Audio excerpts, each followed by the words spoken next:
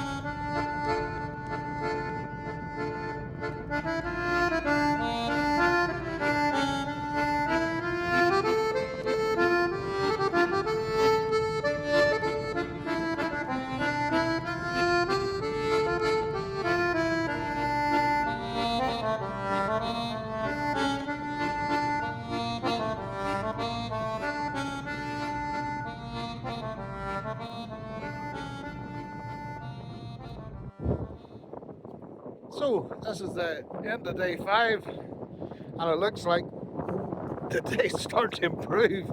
So maybe we'll get a bit of good weather from here on in.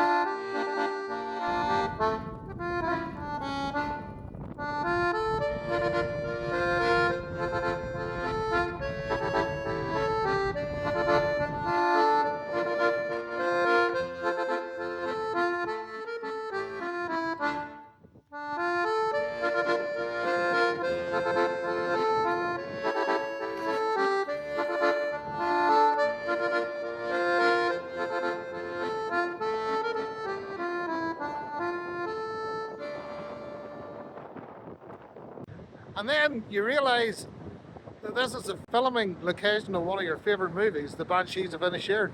Wow, what a day.